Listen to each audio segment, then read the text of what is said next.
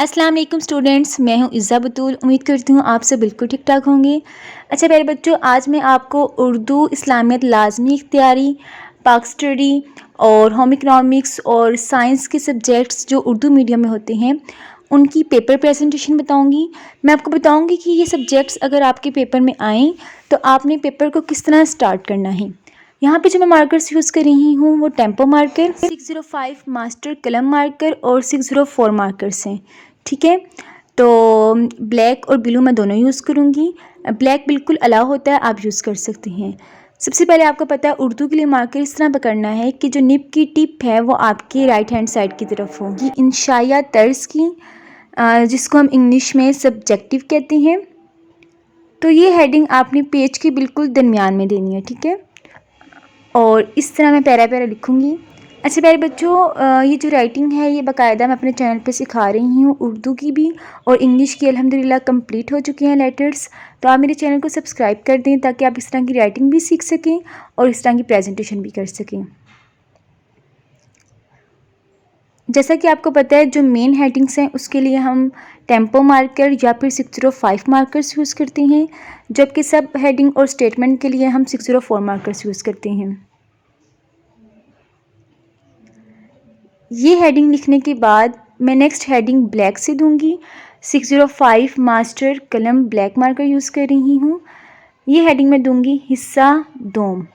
अच्छा प्यारे बच्चों, कुछ पेपर्स में एक हिस्सा अव्वल होता है, एक हिस्सा दोम।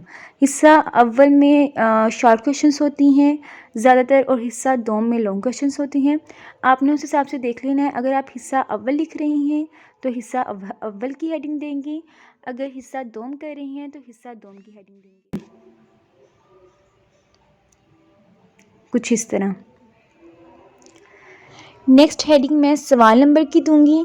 अब प्यारे बच्चों, पेपर में सवाल नंबर होती हैं। अगर शॉर्ट क्वेश्चंस होंगे तो एक सवाल होगा, उसके फिर मुख्तलिफ पार्ट्स होंगे, उनमें से आपने कुछ पार्ट्स करने होते हैं और कुछ चॉइस पे छोड़ने होते हैं। तो सवाल नंबर की हेडिंग हम लाजमी देंगे। ये भी हमारी मेन हेडिंग है, तो उसको भी मैं 605 मास्टर कलम मार्कर या टेम्पो मार्कर से लिखूँगी। सवाल नंबर जौन सा है आप वो लिख दें। अच्छा प्यारे बच्चों, जो मार्जिन लाइंस हैं और चीज़ों को अंडरलाइन कैसे करते हैं उसकी डिटेल्स मैं अभी जब ये हेडिंग्स कंप्लीट होती है फिर इंशाल्लाह बताती हूँ। अब सवाल नंबर 4 अगर मुख्तसर जवाबात का था तो उसमें ज़ाहिर सी बात है जुज़्व होंगे, तो मैं यहाँ पे जुज़्व 1 की हेडिंग दूँगी जी। अब जब भी आपको शॉर्ट क्वेश्चंस आने हैं ना, आपने उसकी एक हेडिंग बना लेनी है। जैसे फॉर एग्जांपल एक शॉर्ट क्वेश्चन आया कि आराम व सुकून की ज़िंदगी में क्या अहमियत है।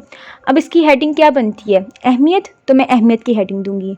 आपने कभी भी बोर्ड के पेपर में पूरा पूरा सवाल नहीं लिखना, पूरे पूरे सवाल की स्टेटमेंट नहीं लिखनी। एक तो उससे आपका टाइम भी वेस्ट होगा, दूसरा आपका जो पेपर की लेंथ है वो भी कम हो सकती है।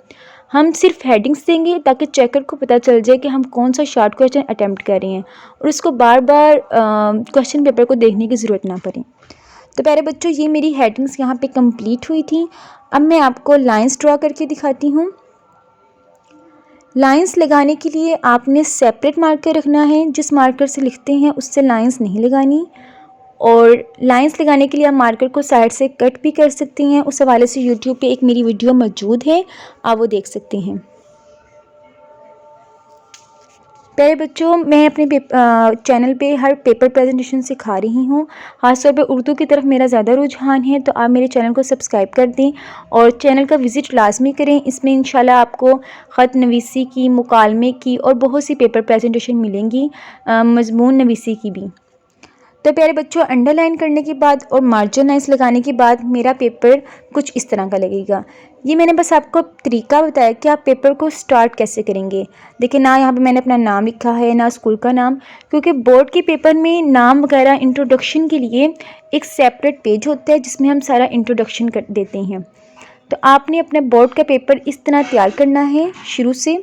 स्टार्टिंग पॉइंट आपका ये होना चाहिए। और मार्जिन लाइंस आपने कब लगानी है, अब मैं आपको ये बात बता दूं। मार्जिन लाइंस आपने उस वक्त लगानी है जब चेकर आपको पेपर दे के जाएगा और आंसर शीट दे के जाएगा और एमसीक्यूज़ का पेपर लेने जाएगी। उस टाइम आपके पास 3 से 4 मिनट्स होंगे, उस टाइम आप मार्जिन लाइंस लगाएंगे। और मार्जिन लाइंस आपने डबल कटेड मार्कर के साथ लगानी है, उससे आपका टाइम भी नहीं वेस्ट होगा। और उसकी वीडियो चैनल पर मौजूद है, वहाँ से आप देख सकते हैं। और चीज़ों को आपने अंडरलाइन कब करना है, जब आपका सारा पेपर सॉल्व हो जाए फिर आपने चीज़ों को अंडरलाइन करना है, ठीक है, उससे पहले नहीं करना।